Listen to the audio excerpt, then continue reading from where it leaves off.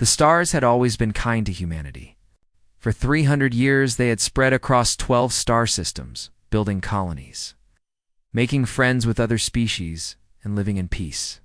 They had forgotten what war felt like. They had chosen to forget. Captain Park Jisoo stood on the bridge of the exploration vessel Horizon's Edge, watching the endless darkness of space through the main window. She was 42 years old, with sharp eyes and a calm voice that made her crew trust her completely. Behind her, 200 men and women worked at their stations, running scans, checking systems, and dreaming of home. "Captain," said First Officer Kim Do-eun, looking up from his console. His face had gone pale. "We have unknown contacts. 17 ships. No, wait, 23. They're still coming." Jisoo walked to his station and looked at the screen. Red dots were appearing one after another, forming a wall of ships larger than anything she had ever seen. Each vessel was the size of a small moon, covered in weapons that glowed with deadly energy. "Try to contact them," she said. Communications Officer Lee Sora sent the standard greeting on all frequencies. For a long moment, there was only silence. Then the main screen flickered, and a face appeared. It was not human. The creature had gray skin, for eyes arranged in a diamond pattern, and a mouth full of sharp teeth. It wore armor that seemed to be made of living metal, shifting and moving like water. "I am Admiral Choi Yuna of the Velen Dominion," the creature said. Its voice was cold, like wind through dead trees.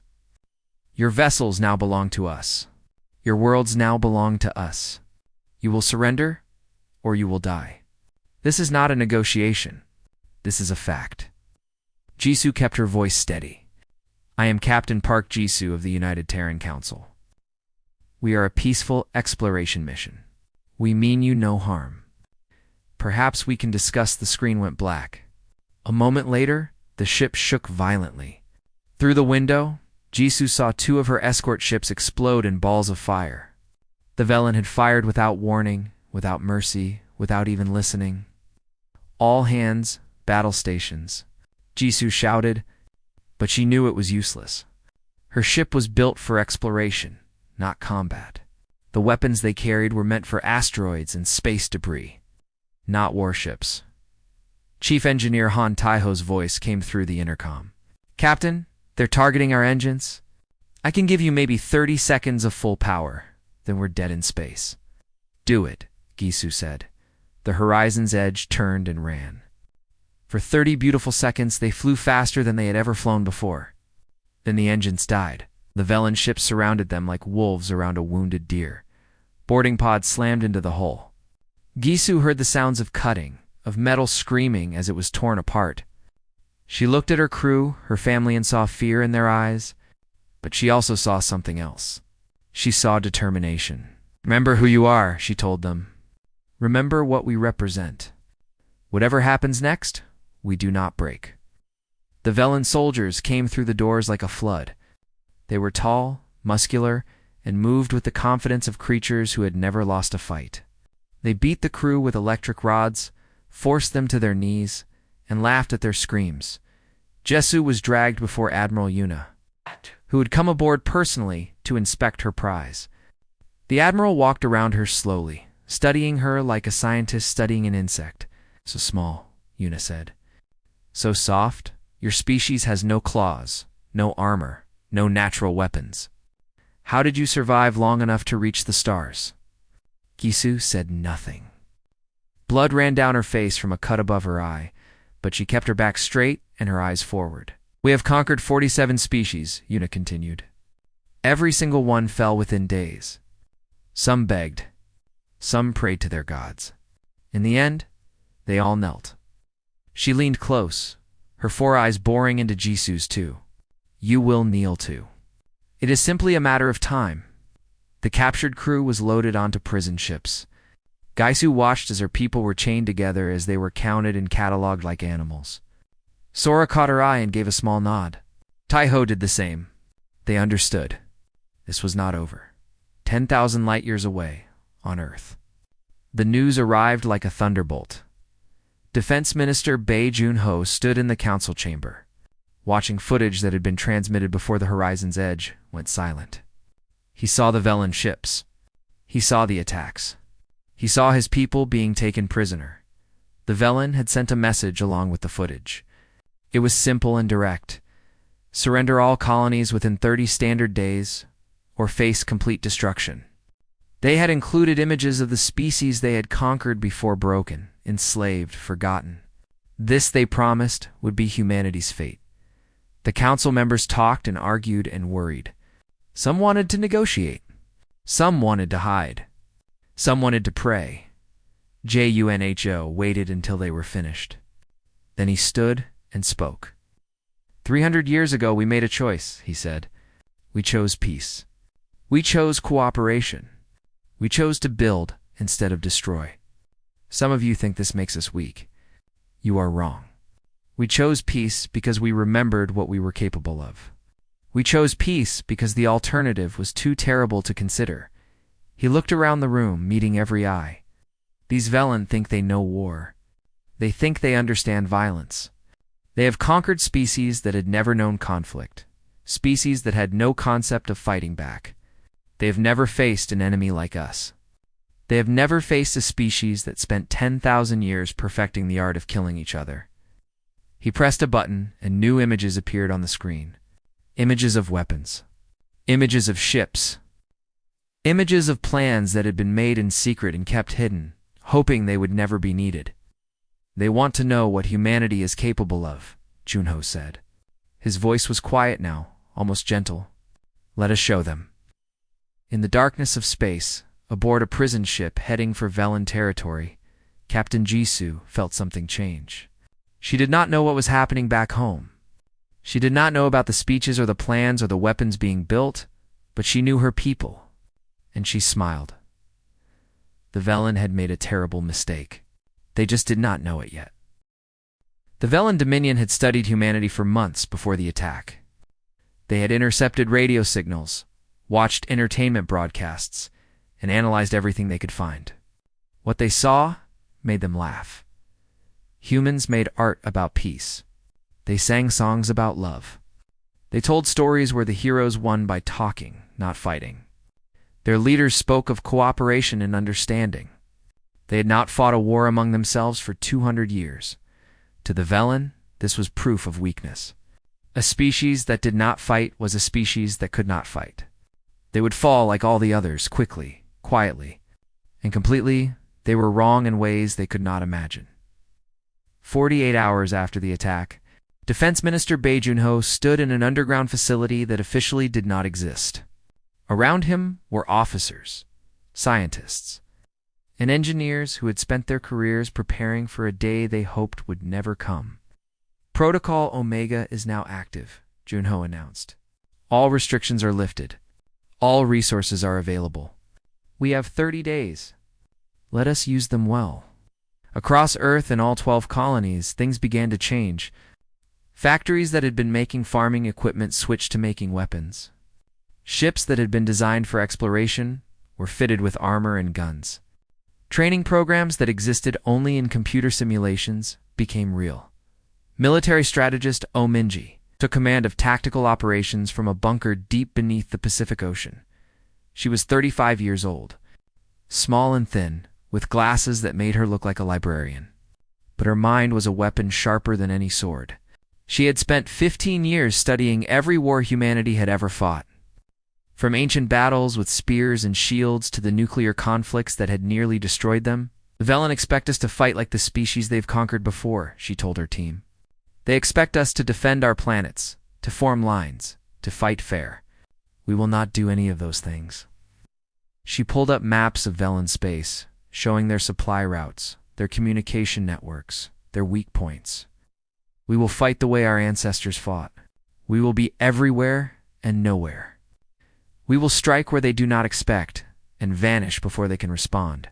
We will make them afraid of every shadow, every asteroid, every empty piece of space. On the colony world of New Seoul, retired Admiral Shin Kang-ho received a call he had been waiting 20 years for. He was 78 years old, with white hair and hands that shook slightly when he was tired. But his mind was still sharp, and his voice still carried the authority of a man who had commanded fleets. They need you, the caller said. I know, Kung Ho replied. He had already packed his bag within a day. He was aboard the newest ship in the Terran fleet, a vessel called the Eternal Vigil. It was beautiful and terrible, built in secret by engineers who understood that peace was a gift that could be taken away at any moment. Every line of its design was meant for one purpose: war. I thought we had given this up, said his aide. A young officer named Yun Mina. Kung Ho looked out at the stars. We gave up nothing. We simply put it away, hoping we would never need it again. The Velen have decided to remind us who we are. His old eyes grew hard. They will regret that decision. Meanwhile, far from home, Captain Jisoo was learning everything she could about her captors. The prison ship was cold and dark, filled with the smell of fear and the sounds of crying. The Velen guards enjoyed causing pain. They beat prisoners for looking at them wrong, for speaking out of turn, for no reason at all. They wanted the humans to break, but Jisoo had chosen her crew carefully over the years. They were not ordinary people. They were explorers, scientists, engineersmen, and women who had left everything behind to chase the unknown. They did not break easily. Communications officer Sora had managed to hide a small tool in her hair. It was meant for repairing electronics, but in her clever hands, it became something more. Night after night, she worked on the prison ship's systems, listening to Velen communications, learning their codes, understanding their weaknesses. They're overconfident, she whispered to Jisoo during one of their rare moments alone. They've never had a prisoner escape. Their security is full of holes. Chief Engineer Taiho was doing his own work. The Velen had put him in charge of maintaining the ship's life support. They found human engineering skills useful, even if they despised humans themselves. They did not realize that every repair Taiho made included a small change, a tiny flaw that would grow over time. The ship was slowly dying, and no one knew except him. How long? Jisoo asked. A few weeks, Taiho said. Maybe less. When it goes, it will go all at once. Lights, air, everything. Jisoo nodded. We need to be ready. She began organizing the other prisoners, speaking to them one by one, building trust, making plans. There were 200 humans on the ship, and every single one of them wanted to fight. They just needed someone to lead them back in human space. The Valen sent their first occupation fleet to the colony of New Busan. It was a small world, home to 3 million people who had built their lives around fishing and farming. The Velen expected no resistance. Colony Governor Yuan Hana watched the enemy ships enter orbit. She was 50 years old, a grandmother with gentle hands and a warm smile. She had spent her life growing things, nurturing things, helping things live. Now she was going to learn how to help things die. All citizens, this is your governor, she broadcast across every channel. The enemy is here. They expect us to surrender. They expect us to kneel. They have made a mistake. She paused, and when she spoke again, her voice was iron. Our ancestors crossed oceans in wooden boats. They survived famines and plagues and wars that killed millions. They built civilizations from nothing and rebuilt them when they fell. That strength lives in every one of us. Today, we show the Velen what it means to face humanity.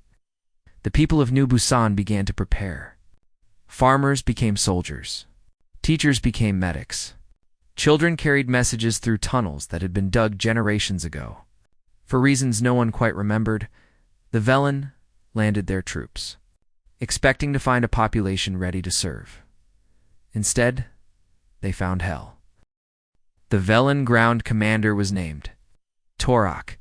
He had conquered 11 worlds for the Dominion and had never lost a single battle. When his ships entered orbit around New Busan, he expected the campaign to last 3 days at most. A small colony, a peaceful species, no military to speak of. It would be easy. On the first day, his troops landed in the capital city. The streets were empty. The buildings were silent. Torak smiled and ordered his soldiers to begin the occupation. Then the first bomb exploded. It was hidden under a street, planted by a farmer named Kong Wujin, who had never held a weapon in his life until a week ago. The explosion killed 30 Velen soldiers and destroyed 2 transports. Before Torak could respond, 3 more bombs went off across the city. Wujin was 40 years old, a man who had spent his life growing rice and raising his children. He had gentle eyes and a quiet voice. But when the Velen came, something ancient woke up inside him. Something that his ancestors had carried through thousands of years of struggle and survival. He led a group of 200 civilians who called themselves the Shadow Army. They had no uniforms, no ranks, no proper training. What they had was knowledge of every street, every building, every tunnel in the city. They knew where to hide. They knew where to strike. And they were not afraid to die. For every one of us they kill, Wujin told his people, we take 10 of them. For every building they destroy, we destroy 5 of their machines. We do not stop. We do not surrender. We make them pay for every single step. The Velen did not understand what was happening. They had conquered species with powerful armies, species with advanced technology, species with millions of soldiers. None of them had fought like this. None of them had turned their own cities into weapons. On the second day, Torak ordered his troops to take hostages. He gathered 500 civilians in the main square and broadcast a message. Surrender the resistance fighters, or the hostages die. The response came from an old woman named Park Yuna, who stood at the front of the crowd. Her voice carried across the square, clear and strong despite her 70 years. We do not negotiate with monsters, she said. You can kill us all. It will change nothing. More will come. They will always come. You cannot kill an idea, and the idea is simple. We do not kneel. Torak had the hostages executed. He thought it would break the resistance. Instead, the attacks increased tenfold. Humans came from everywhere. From the sewers, from the rooftops, from buildings that were supposed to be empty. They fought with guns, with knives, with their bare hands. They died by the hundreds, but they kept coming. What is wrong with these creatures? One of Torak's officers asked, his voice shaking. Why do they not give up? Torak had no answer. He had never seen anything like this. He had never faced an enemy that fought harder after losing, that became more dangerous when wounded. That seemed to draw strength from despair. On the 11th day, salvation came from the stars. Military strategist Omingi had been watching the siege of New Busan from her command center.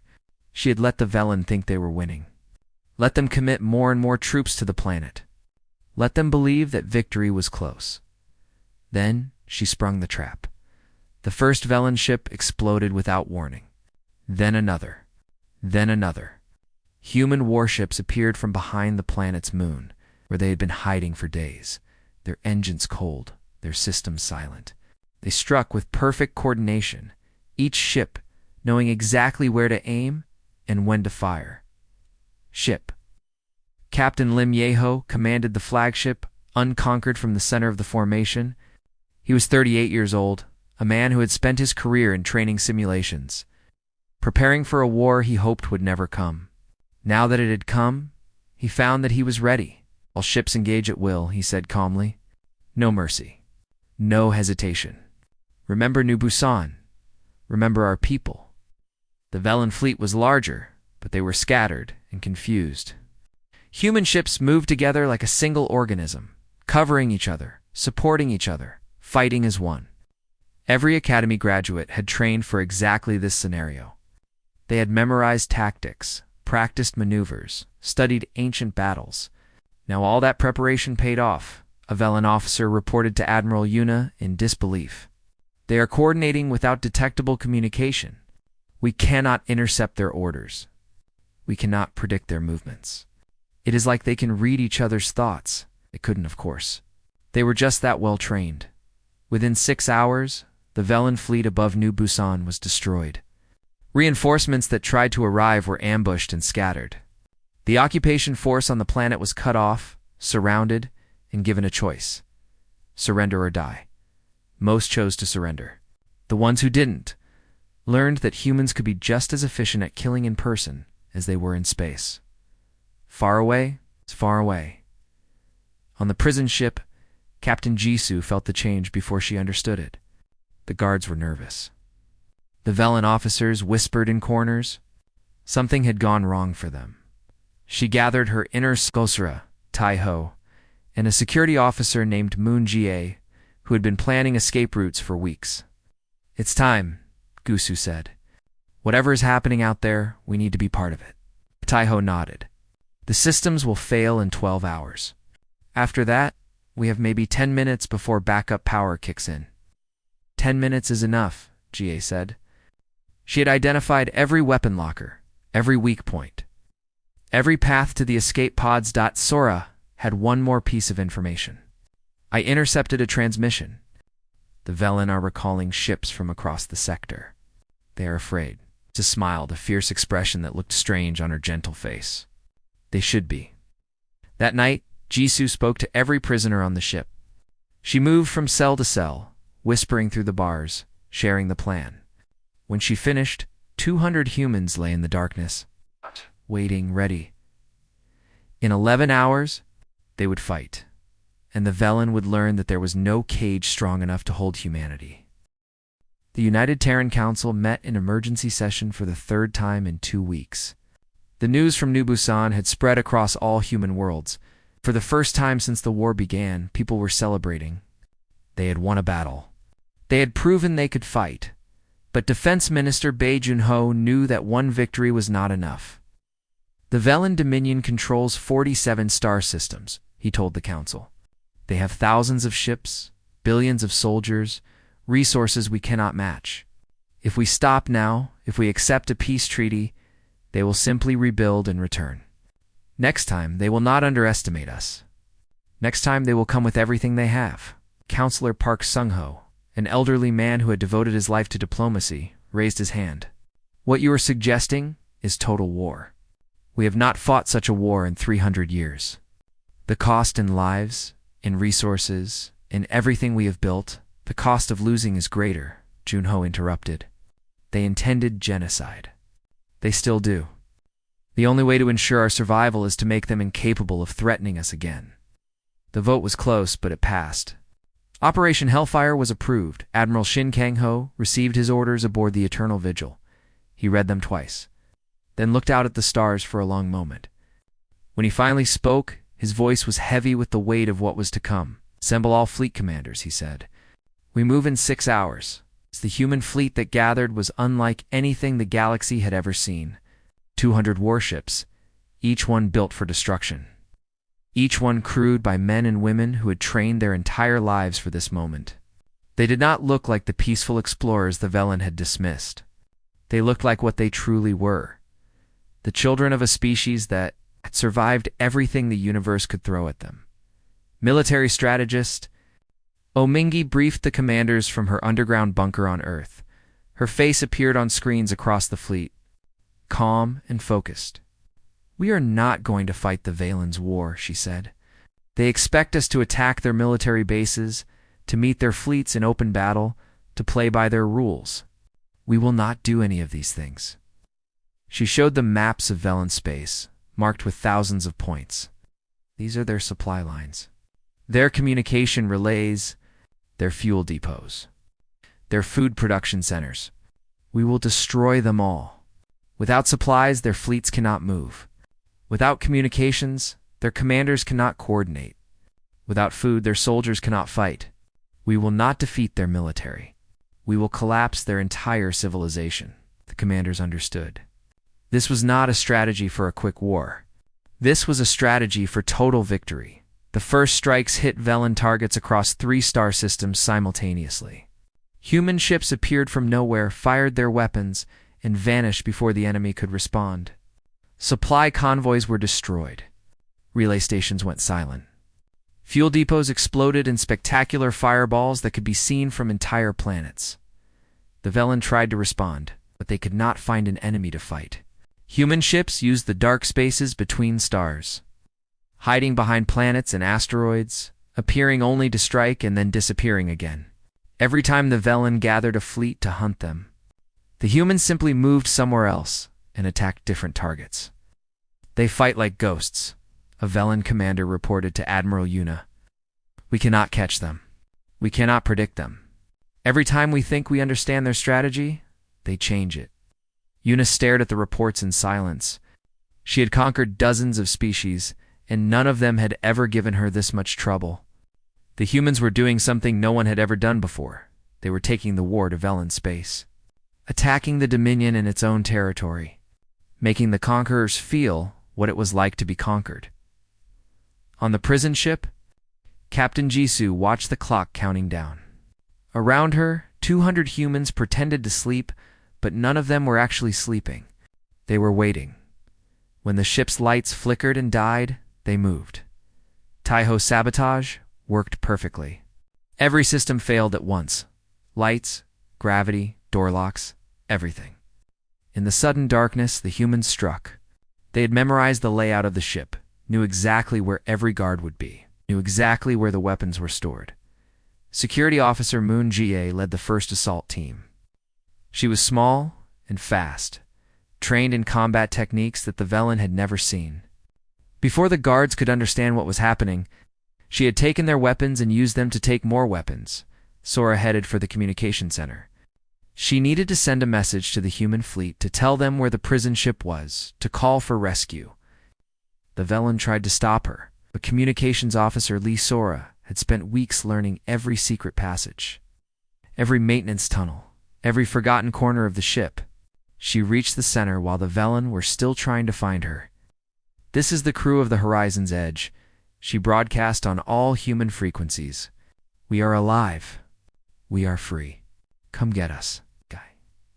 Jisoo fought her way to the bridge.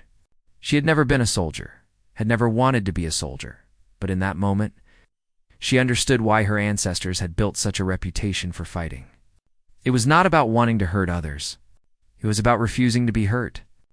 It was about standing up when everything told you to lie down. It was about proving that the human spirit could not be broken. She found Admiral Yuna's second-in-command on the bridge, trying desperately to regain control of the ship. He looked at her with 4 eyes full of disbelief. "Cannot do this," he said. "You are prisoners. You are supposed to be broken," Jisoo smiled. "You do not understand us at all."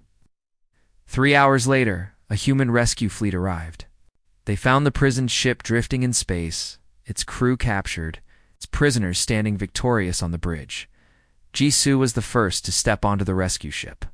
She looked at the human soldiers waiting for her, saw the respect in their eyes, and felt tears running down her face. "I want back in," she said. "I want a ship. I want to fight."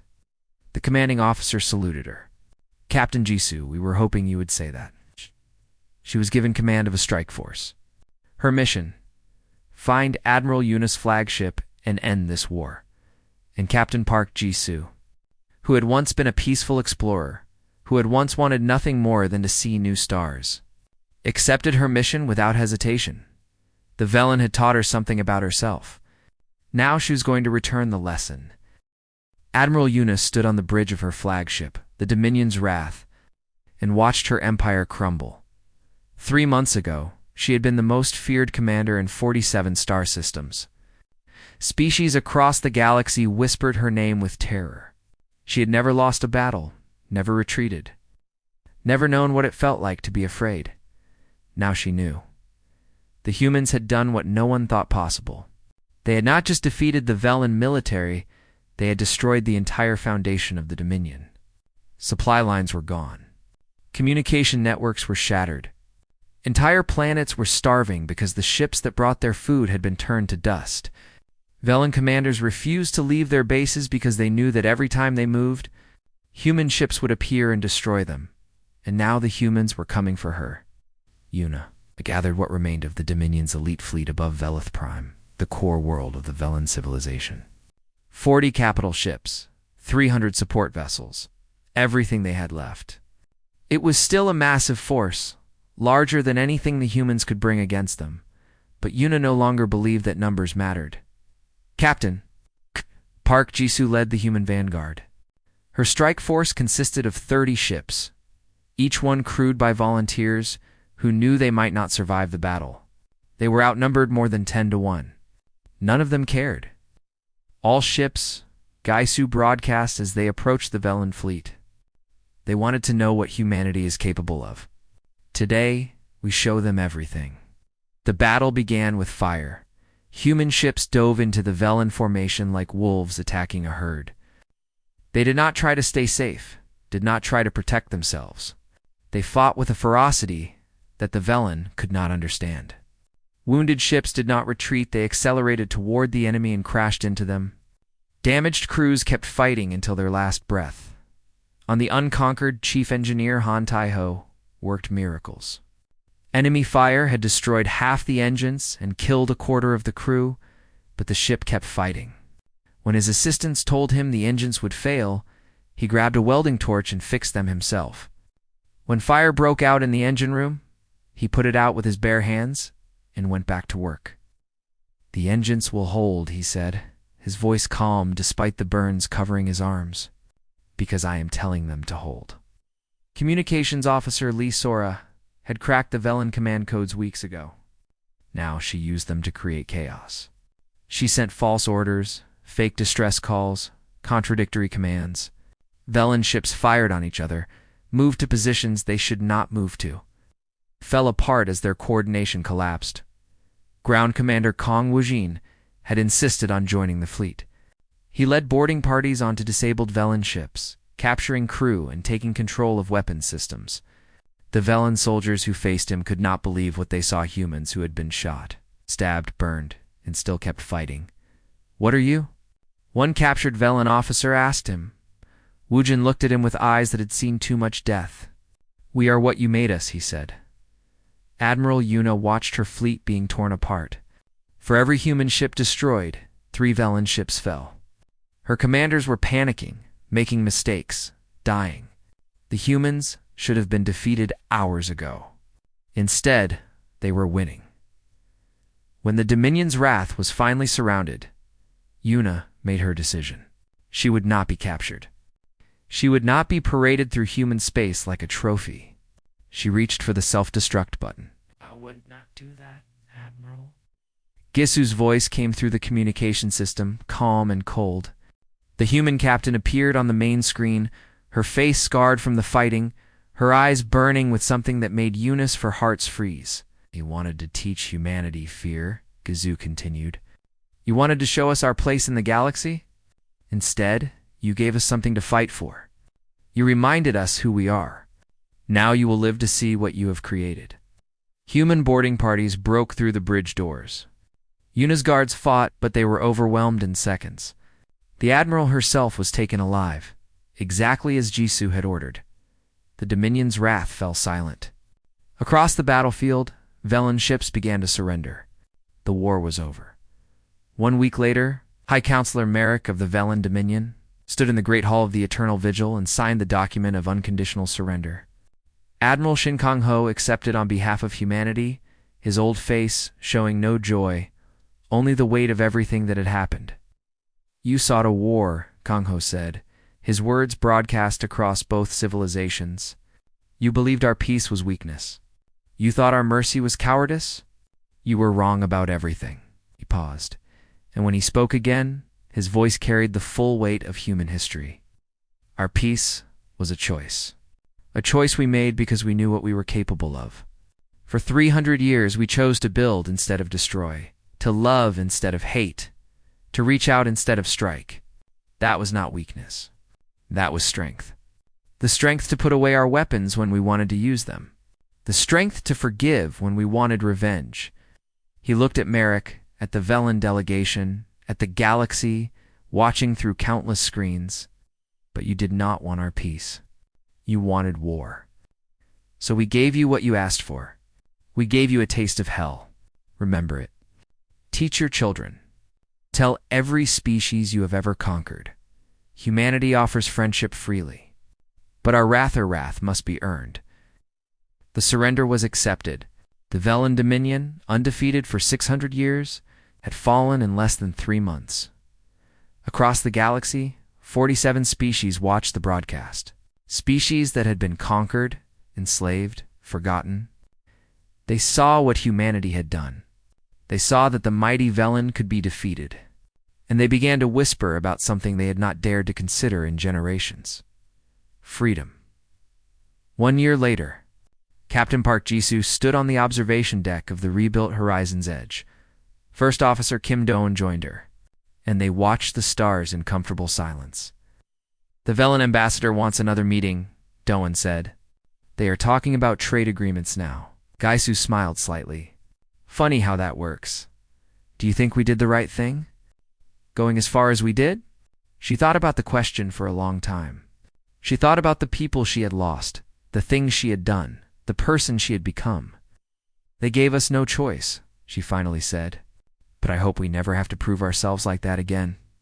I hope we can go back to being explorers, scientists, dreamers. That is who I want us to be. And if someone else decides to test us?"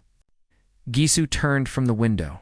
Her face was calm, but her eyes held something old, the same look that had carried humanity through ice ages and plagues and wars that nearly destroyed them. "Then they will learn the same lesson," she said. "We do not seek war, but when war finds us, we do not lose. We survive. We always survive. And those who threaten us do not." She walked away, leaving Do-eun alone with the stars. Outside, the galaxy stretched endlessly in all directions, full of mysteries and wonders waiting to be discovered. Humanity had proven what they could do when pushed. Now, perhaps they could prove something else.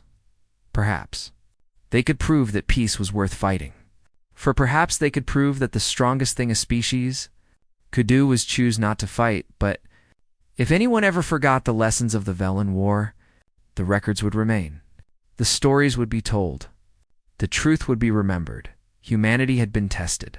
Humanity had answered, and the galaxy would never forget the sound of that answer.